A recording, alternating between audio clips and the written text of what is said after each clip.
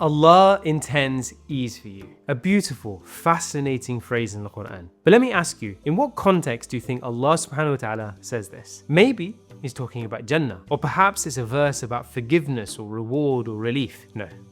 Allah subhanahu wa ta'ala says this phrase about fasting. He declares, يُرِيدُ اللَّهُ بِكُمُ الْيُسْرَ وَلَا يُرِيدُ بِكُمُ الْعُسْرَ. Allah intends ease for you and not hardship. A striking verse, precisely because it's tied to one of the most physically demanding acts of worship. To a non-Muslim, abstaining from food and drink for hours sounds like anything but ease. So why fasting? Why does Allah subhanahu wa ta'ala use this phrase here of all places? Few things tempt the human soul more than food and intimacy. Entire industries thrive off them. Yet Ramadan calls us to withhold from both, even when they're normally permissible, all out of obedience to Allah subhanahu wa ta'ala. Logically, it should feel burdensome, but somehow it doesn't. Muslims love Ramadan. They welcome it. They give more, they pray more, they speak less, they forgive more, and emerge feeling lighter and more alive at the end. And the clearest proof? Eid al-Fitr. A single day that is celebrated often with more joy than Eid al-Adha,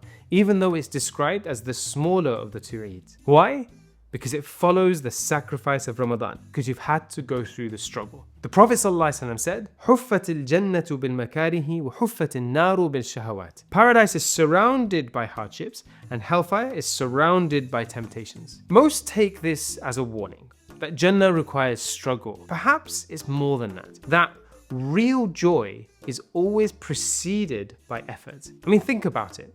What truly meaningful thing in life ever came without struggle? Even effortless blessings. Our breath, warmth, breeze, the sun often go unappreciated because they're easy. And that's the secret. The Prophet ﷺ didn't say paradise contains hardship, he said it's surrounded by it. If you push through it, then the joy awaits inside. Even exercise feels painful at first. Video games require an element of learning before you begin to enjoy it. The pleasure only comes after the initial resistance. So when Allah subhanahu wa ta'ala says He intends ease, He's not promising comfort without cost. He's revealing a truth you've lived. So if you're struggling to pray, to lower your gaze, to give charity, remember Ramadan. Remember, you gave up food and drink and felt lifted. You resisted desire and found peace. Not because hunger is sweet, but because submission is.